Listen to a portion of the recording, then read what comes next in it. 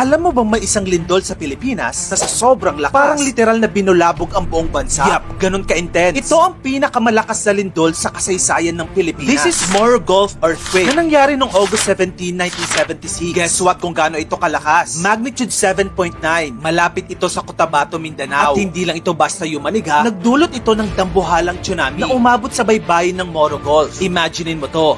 Napakalaking tsunami na parang eksena sa movie. Ang resulta, mahigit na 8,000 katawang namatay at maraming bahay ang nagkaluray-luray. Kaya isa ito sa pinakamalalang trahedya sa ating kasaysayan. Kaya guys, laging maging handa sa ganitong kalamidad.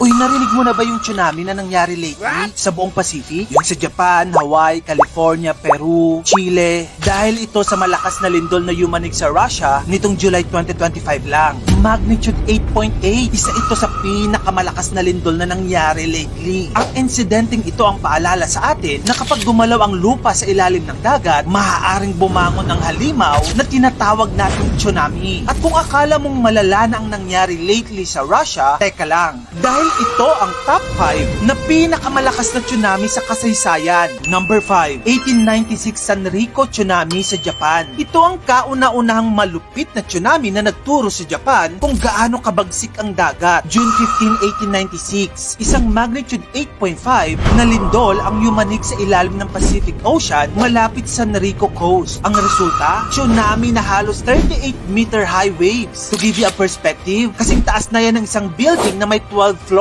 Sa sobrang lakas ng hampas, nalibing sa tubig ang halos 9,000 na kabahayan, 22,000 na katao din ang nasawi. Karamihan habang nagsiselebrate pa ng Bon Festival. Number 4, 1960 Baldiva Tsunami sa Chile. Ito ay nangyari noong 1960. Ang pinakamatinding lindol na na-record sa buong mundo. Guess what? Magnitude 9.5. Boom! Nayanig ang buong Chile. Pero hindi lang doon tumigil ang gulo. Tsunami waves across the Pacific. Umabot sa Hawaii, Japan, hanggang dito sa Pilipinas. At alam mo ba kung gaano kataas ang alon? 25 meters. Sa Japan pa lang, 142 na agad ang nasawi. At sa Chile, hundreds of thousands. Oh, noon yan ha. So kung i-convert yan sa inflation ngayon, mas malaki na. Number 3, 1958 Lituya Bay Mega Tsunami doon sa Alaska. Okay, ito naman kakaiba. Ang tsunami ay hindi dahil sa lindol, kundi dahil sa landslide. Ito ay nangyari noong 1958. Isang magnitude 7.8 lindol ang nag-trigger ng malupit na landslide sa Lituya Bay. Yung entire side ng bundok bumulusok sa dagat at ang resulta, tsunami na may taas na 1,720 feet or 524 meters. Para ka nang sinapawan niya ng buong Mayon Volcano. Number 2, 2011 Tohoku Tsunami sa Japan. Feel ko alam mo to kasi isa ito sa pinakasikat na tsunami tragedy sa kasaysayan. Nangyari ito ng 2011 lang. Ito ang araw na nagbago sa Japan. Mula sa isang magnitude 9.0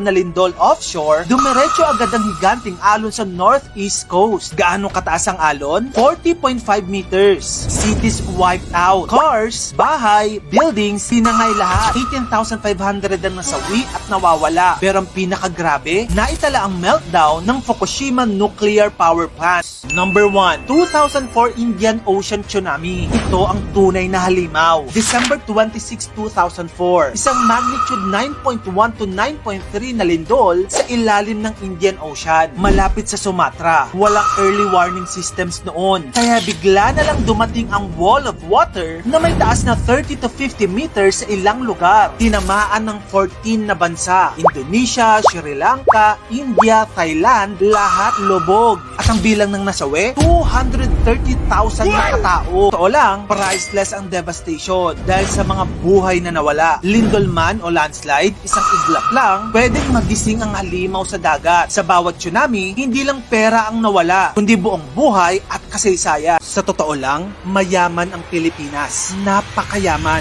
Tayo ang numero 1 exporter ng coconut sa buong mundo. We're the second biggest producer of nickel in the world, isang metal na ginagamit sa paggawa ng battery. Tayo rin ang pangalawang pinakamalaking importer ng saging sa buong mundo. At kung usapang ginto, pasok tayo sa top 20 gold producers in the world na may 4.2 million ounces of gold reserve. At yung mangga natin, specifically ang Carabao Mango ng Guimaras, ay tinaguri ang sweetest in the world ng Guinness World Records. Number 3 din tayo sa buong mundo pagdating sa pinya. Tayo rin ang top 5 sa copper deposit sa buong Asia. Metal na ginagamit sa kable, appliances at devices. Kung biglang mawala ang Pilipinas sa mapa, mayayanig ang buong mundo. Madidisrupt ang supply ng mga resources na dito lang sa Pilipinas matatagpuan. Pinagpala tayo ng saganang natural resources na noong 1950s ay kinaiinggitan pa tayo ng buong Asia. Mataas ang tingin sa atin ng Singapore na naghihirap noon. Dumadayo pa ang mga taga-Thailand dito para mag-aral sa Universidad ng Pilipinas noong 1960s. Our country had promising potential back then. Ang tingin nga ng ibang bansa sa atin noon, we were unstoppable. But what stopped us was ourselves. Hindi lang ng mga sarili natin, kundi ang mahigit na 377 years ng pananako. Kasi kung may subject lang sa mundo na rich in natural resources, pasado ang Pilipinas with flying colors. Ayon sa US Geological Survey ng 2023, Pilipinas ang top 2 nickel producer sa buong mundo. Yung nickel ay parang vitamin ng modern world. Ginagamit ito sa paggawa ng baterya ng cellphone, laptop at electric cars. Pati na rin ang stainless steel ng mga building, kusina at ospital. Kaya sa bawat Tesla na umaandar, sa bawat iPhone na hawak mo, may parte ang Pilipinas dyan.